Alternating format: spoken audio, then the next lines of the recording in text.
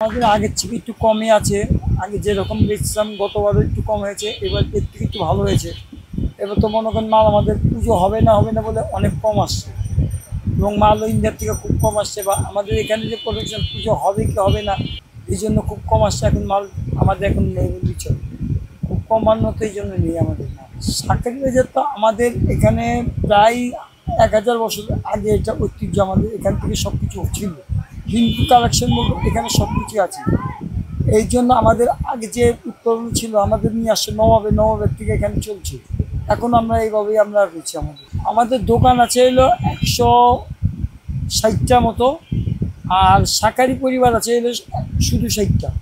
আর সব মনে করেন অন্য মানে কাঁসা তামা কাঁসা শাড়ির দোকান, তারপর সব মিলে 160টা দোকান আছে আমাদের। এখন সবাই একত্র হয়ে আমাদের মোটামুটি এখন চলছে।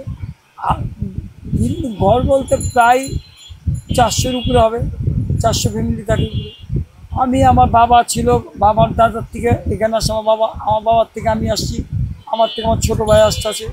এখন ছোটো ভাই আছে আমার নতুন ভক্ত, সে এখন আমার প্রজন্ম করছে। এই এখন চলতেছে। আমার ছেলে মেয়েরা এখানে আসবে কিনা এখনও বলা মুশকিল। এই যে হারিয়ে যেতে বসছে, কারণ এখন তো মনে করেন আগের মতো সেরকম নেই। আগে যে শাখা আসতো আমরা এখানে নিজেরা তৈরি করতাম, এখন বাইরের থেকে নিয়ে আসতে হয়। এই জন্য আগের প্রজন্ম আমাদের থাকছে না, অনেক কারিগর হারিয়ে গেছে, অনেক দোকান হারিয়ে গেছে। এটা হচ্ছে সবচেয়ে বড় জিনিস।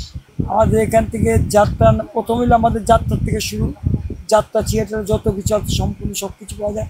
এখন হলো পূজার সামগ্রী, শাঁখা সিঁদুর, বিয়ের মুকুট থেকে ধরে সব কিছু পাওয়া যায়। জন্মের থেকে মৃত্যু পর্যন্ত আমাদের সব কিছু পাওয়া যায়। প্রথম লাগে শাড়ি কাপড়, তারপরে লাগে পাইপ, তারপরে লাগে অর্নামেন্টস, তারপরে নাকের নখ, পিন, চুল, অনেক কিছু লাগে। এটা মনে করেন প্রায় 30টা মতো কাছাকাছি হয়ে যায় আমাদের কিনতে গেলে।